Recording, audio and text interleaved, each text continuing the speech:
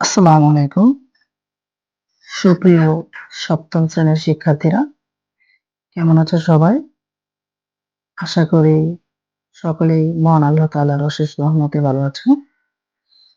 আজকে আমি তোমাদের সপ্তম শ্রেণীর গণিত বিষয়ে অনুশীলনী 1.1 এর দুটি সৃজনশীল প্রশ্ন নিয়ে আলোচনা করব।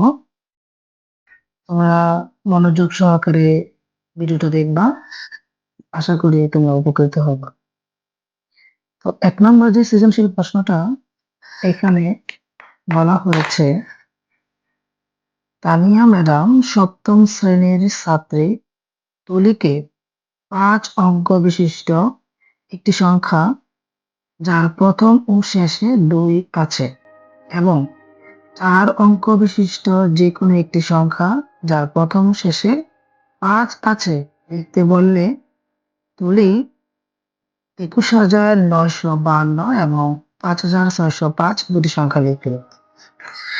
তাহলে ম্যাডাম এখানে কি কাজে দিল, যে এমন একটা সংখ্যা লিখবা 5 অঙ্ক বিশিষ্ট যার প্রথম এবং শেষে 2 থাকবে। তার মানে অঙ্কটা শুরু হবে 2 দিয়ে, আবার শেষ হবে 2 দিয়ে। আবার কি বললো, 4 অঙ্ক বিশিষ্ট যে কোনো একটা সংখ্যা লিখবা যার প্রথম ও শেষে 5 আছে, অর্থাৎ এই 4 অঙ্ক বিশিষ্ট সংখ্যাটা শুরু হবে 5 দিয়ে এবং শেষও হবে 5 দিয়ে। তো তুলি কি করলো, যে এই রকমের ম্যাডামের কথা মতো একটা সংখ্যা লিখলো 21952। এই সংখ্যাটার প্রথমে 2 এবং শেষে 2, তার মানে শর্ত অনুযায়ী এই সংখ্যাটা সঠিক। এখানে অঙ্ক আছে 1 2 3 4 5টি। আবার দ্বিতীয়ত আরেকটি সংখ্যা লিখলো 5605। তাহলে এই অঙ্কটার প্রথমে 5 আছে এবং শেষেও 5 আছে এবং এই অঙ্কটা 1 2 3 4 4 অঙ্ক বিশিষ্ট সংখ্যা। তাহলে এই সংখ্যাটিও প্রদত্ত শর্ত অনুযায়ী সঠিক। এখন আমরা দেখব যে প্রশ্ন আমাদের কি দিল। তাহলে এখানে 3টা প্রশ্ন করা হয়েছে, যার প্রথম প্রশ্নটি হচ্ছে, প্রথম সংখ্যাটি কি পূর্ণবর্গ সংখ্যা? যুক্তি দাও। তাহলে প্রথম সংখ্যাটি কোনটি? ওই যে এটা 21952। এই সংখ্যাটা কি পূর্ণবর্গ সংখ্যা? যদি এটি পূর্ণবর্গ সংখ্যা হয় তাহলে তোমার উত্তরের সপক্ষে যুক্তি দিবা। তো সমাধানটা আমরা কিভাবে করলাম? সমাধান আমরা জানি যে যে সংখ্যার সর্বডানের অঙ্ক অর্থাৎ একক স্থানীয় অঙ্ক 2 3 7 8 থাকে তারা পূর্ণবর্গ নয়। অর্থাৎ আমরা জানি যে পূর্ণবর্গ নয় এমন সংখ্যার একক স্থানীয় অঙ্ক হচ্ছে 4টি। এগুলো হচ্ছে 2 3 7 8। তাহলে শেষ যে সংখ্যাটা লিখছে এই সংখ্যাটা হচ্ছে 21952। তার মানে শেষে কি আছে? 2 আছে, অতএব সংখ্যাটি পূর্ণবর্গ নয়। 2 নম্বর যে প্রশ্নটা করছে, যে প্রথম সংখ্যাটি যদি পূর্ণবর্গ না হয় তবে একে কোন ক্ষুদ্রতম সংখ্যা দ্বারা ভাগ করলে তা পূর্ণবর্গ সংখ্যা হবে? আমরা জানি যে কোন একটা সংখ্যাকে যদি বলা হয় যে কোন ক্ষুদ্রতম সংখ্যা দিয়ে ভাগ করলে তা পূর্ণবর্গ সংখ্যা হবে, আবার কোন ক্ষুদ্রতম সংখ্যাকে কোন ক্ষুদ্রতম সংখ্যা দ্বারা গুণ করলে সংখ্যাটি পূর্ণবর্গ সংখ্যা হবে, এই ধরনের অঙ্ক যদি আমরা সমাধান করতে যাই তাহলে সেগুলা মৌলিক গুণনের সাহায্যে করি। আমরা অঙ্কটা এভাবেই সমাধান করে থাকি। তাহলে এখানে যেহেতু ভাগের কথা বলা আছে, যে ভাগ, তার মানে এই সংখ্যাটাকে আমরা মৌলিক গুণনের সাহায্যে সমাধান করব। তাহলে এখানে প্রথম সংখ্যাটা হচ্ছে 21952। তো এটাকে যেহেতু এটা জোড় সংখ্যা, তাহলে আমরা এটা 2 দিয়ে করতে পারি। 2 2 এর মধ্যে একবার যায়, একের মধ্যে জানা, তার জন্য 0 দিলাম। ফলে আমরা দুইটা সংখ্যা একসাথে করতে পারি। 9 2 18, নিচ থেকে 18 গেলে থাকে 1, 1 5 15, 15 মধ্যে 2 যায় 7 বার, 7 2 14 থাকে 1, 1 দিয়ে 12, 6 2 12। আবার এই শেষে যেহেতু জোড় সংখ্যা আছে তার মানে এটা আবারও 2 দিয়ে যাবে। তাহলে 2 10-এর মধ্যে যায় 5 বার, 9-এর মধ্যে যায় 4 বার, 4 দুগুণে 8 থাকে হচ্ছে 1, 1-এর সাথে 17, 17-এর মধ্যে 2 যায় 8 বার, 8 দুগুণে 16 থাকে হলো 1, 1-এ 6-এ 16, এই 16-এর মধ্যে 2 যায় 8 বার, 8 দুগুণে 16। তাহলে আমরা তৃতীয়ত যে সংখ্যাটা পেয়েছি সেটাও একটা জোড় সংখ্যা, কারণ সে সাথে 8 আছে, এটাকে 2 দিয়ে যাবে, তাহলে 2 দেওয়া 5-এর মধ্যে যায় 2 বার, 2 দুগুণে 4 থাকে হলো 1, 14, 7 দুগুণে 14, 4 দুগুণে 8, 4 দুগুণে 8। যেহেতু তার শেষে 4 আছে, তাহলে এটাকে আবার 2 দেওয়া যাবে, 2 2-এর মধ্যে যায় 1 বার, 7-এর মধ্যে যায় 3 বার, 3 দুগুণে 6 থাকে হলো 1, 1-এ 4-এ 14, 7 দুগুণে 14, 2 দুগুণে 4, আবারও 2 দেয়া, 6 দুগুণে 12, 17, 8 দুগুণে 16, 6 দুগুণে 12, আবারও 2 দেয়া, 3 দুগুণে 6, 4 দুগুণে 8, 3 দুগুণে 6। তাহলে এইবার 3, 7, 3, এটা হলো একটা বিজোড় সংখ্যা, এই সংখ্যাটিতে যাবে 7 দিয়ে। আমরা জানি যে 343-কে 7 দ্বারা ভাগ যায় 49 বার, অথবা 7-এর কিউব করলে অর্থাৎ 3টা 7-কে যদি আমরা গুণ করি তাহলে সেখানে কি হয়, 343 হয়। তাহলে আমরা 343-এ যাবে 49 বার, 49-এর মধ্যে 7 যাবে আবার কতবার, 7 বার। তো এখন আমরা যে গুণনীয়ক গুলো পেলাম 2 2 2 2 2 2 7 7 7, এগুলোকে আমরা লিখবো। সুতরাং 2 1 9 5 2 এর মধ্যে কোন মৌলিক গুণনীয়ক গুলো আছে?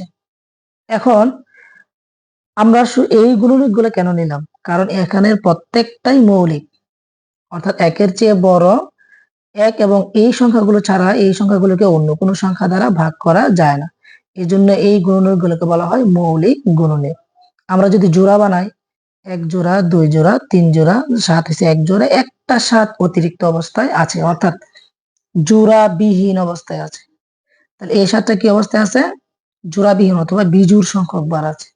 তো যেহেতু 7 বিজোড় সংখ্যক বার আছে, সুতরাং 2 1 9 5 2 সংখ্যাটি পূর্ণবর্গ নয়। সংখ্যাটিকে 7 দ্বারা ভাগ করলে তা পূর্ণবর্গ হবে। আমরা জানি যে এইভাবে মৌলিক গুণনীয়ক বের করার পর যেই সংখ্যাটা বা যেই সংখ্যাগুলো জোড়াবিহীন অবস্থায় থাকবে, তাহলে সেই সংখ্যাটি অথবা তাদের গুণফলই হচ্ছে ওই নির্ণয় ক্ষুদ্রতম সংখ্যা, যে সংখ্যা দ্বারা প্রদত্ত সংখ্যাটিকে গুণ করলে সংখ্যাটি পূর্ণবর্গ সংখ্যা হবে।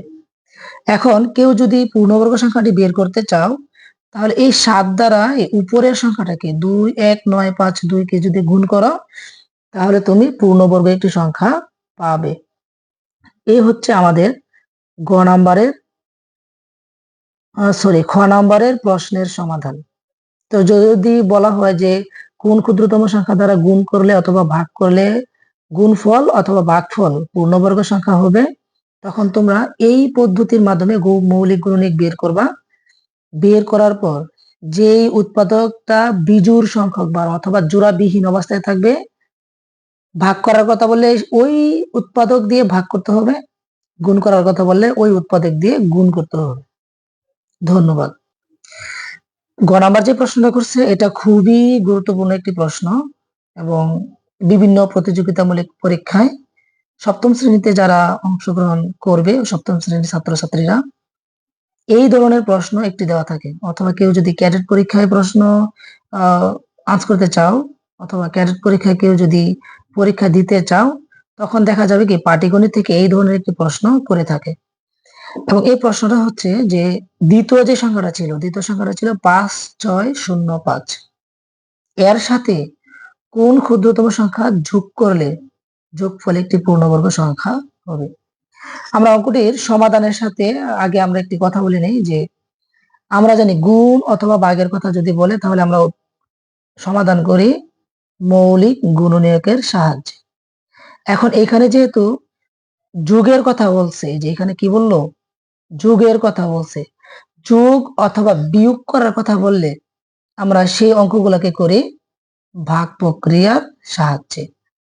তোমরা জানো যে 1.1-এ মৌলিক গুণনীয়ক বের করার দুইটা পদ্ধতির কথা বলা হয়েছে, একটা হচ্ছে মৌলিক গুণনীয়কের সাহায্যে এবং আরেকটা হচ্ছে ভাগ প্রক্রিয়ার সাহায্যে। তো ভাগ প্রক্রিয়ার সাহায্যে যদি আমরা কোনো একটা বর্গমূল বের করতে চাই, প্রথমে আমরা কি করব, যে ডান দিক থেকে আমরা জোড়া মিলাবো। জোড়া মিলানোর পর এই পাশে একটা দাগ দেব এবং বাম দিকে যে সংখ্যাটা আছে বা অথবা যে জোড়াটা আছে তার কাছাকাছি কোনো একটা বর্গ সংখ্যা দিয়ে আমরা অঙ্কটা শুরু করব।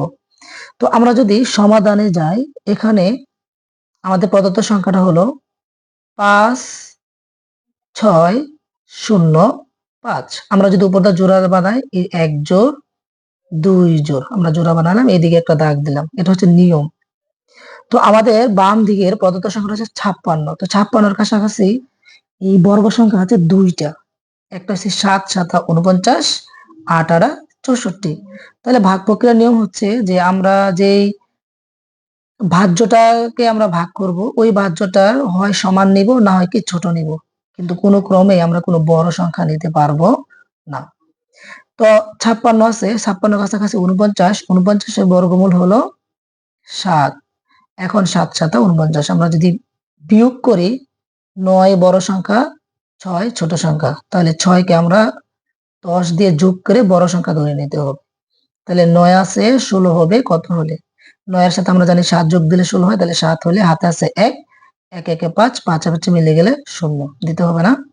আমরা এই পাশে একটা দাগ দিলাম, এই 7-এর ডাবল নিলাম কত, 14। এই 14টা হচ্ছে, এই 14 হচ্ছে 7-এর ডাবল। এখন আমরা 7 তো 14টা 7-এর মধ্যে যাবে না, কারণ 14 বড় আর 7 হচ্ছে ছোট। এটা এক সংখ্যা, এটা হচ্ছে কোনো দুই সংখ্যা। তখন আমরা এই জোড়াটা নামালাম, আমরা এই জোড়াটা যদি নামাই, তখন কি হয়, 7 0 5, আর এখানে আছে 14। তাহলে আমরা জানি যে 70, 14 তার সাথে যাবে না, তাই আমরা 70 ধরি। 70-এর মধ্যে 14 কত করে যায়, আমরা জানি 5 14 70, কিন্তু হাতে আছে, বেশি নিতে পারবো না, এই জন্য একরকম 4 নিলাম, এখানেও 4 এখানেও 4, 4 4 16 6, হাতে আছে 1, 4 4 16 কে 17 7, হাতে আছে 1, 4 কে 4, 4 এর একে কত 5, 576।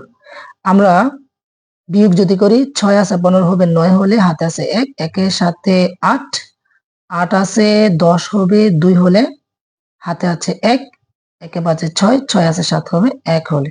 তাহলে অবশিষ্ট আমাদের থাকলো 129। যেহেতু কোন একটা বাক্সে 129 থাকে অথবা বাক্সে যদি শূন্য না হয়, তখন আমরা প্রদত্ত সংখ্যাটিকে পূর্ণবর্গ সংখ্যা বলতে পারি না। পূর্ণবর্গ সংখ্যা হতে হলে বাক্সের শূন্য হতে হবে। যেহেতু বাক্সে 129 অবশিষ্ট রয়েছে, সেহেতু সংখ্যাটি পূর্ণবর্গ নয়। সুতরাং যে ক্ষুদ্রতম সংখ্যা যোগ করলে যোগফল পূর্ণবর্গ হবে, তখন এর বর্গমূল হবে ওই ফলের সাথে 1 যোগ 7, 74 যোগ 1 সমান 75। অর্থাৎ পূর্ণবর্গ সংখ্যাটা, যেই ক্ষুদ্রতম সংখ্যাটা যোগ করলে পূর্ণবর্গ হবে, ওই পূর্ণবর্গ সংখ্যার বর্গমূল হবে আমরা ফলের সাথে 1 যোগ করলে। তাহলে কত হবে, এটা 75। তো এখন 75-এর বর্গ কত আসে, 75 গুণন 75, 5625। অর্থাৎ পূর্ণবর্গ সংখ্যাটি হচ্ছে 5625। তাহলে আমরা এখন যে সংখ্যাটা পেলাম, এই সংখ্যাটা আগের সংখ্যাটা থেকে বড়। তাহলে ক্ষুদ্রতম সংখ্যাটা বের করতে গেলে বড় সংখ্যাটা থেকে ছোট সংখ্যাটাকে বিয়োগ করতে হবে। তাহলে নির্ণয় ক্ষুদ্রতম সংখ্যাটি হবে 5625 থেকে 5605 বিয়োগ করলে কত, 25। এই 20 যদি আমরা এর সাথে যোগ করে দেই, তাহলে কি পূর্ণবর্গ সংখ্যাটি হবে। তো তোমরা এইভাবে যদি কোনো ক্ষুদ্রতম সংখ্যা যোগ করলে সংখ্যাটি যদি পূর্ণবর্গ হবে, এই ধরনের প্রশ্ন আসে, তখন এই ভাগ প্রক্রিয়ার সাহায্যে এবং এই ফলের সাথে 1 যোগ করে বর্গমূল নির্ণয় করার মাধ্যমে আমরা কাঙ্ক্ষিত ক্ষুদ্রতম সংখ্যাটি পেতে পারি।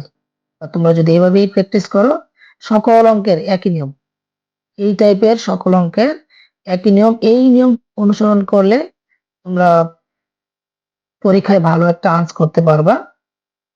এবং এটা কিন্তু আমাদের সাহিত্য বইয়ের একটা অঙ্ক। সাহিত্য বইয়ের একটা অঙ্ক। যদি এই নিয়মের অঙ্ক আসে, শুধুমাত্র হতে পারে সংখ্যাটা পরিবর্তন করে আসতে পারে, তখন তোমরা সংখ্যাটা শুধুমাত্র পরিবর্তন করে দিবা, ভাগ প্রক্রিয়ার সাহায্যে বর্গমূল করবা।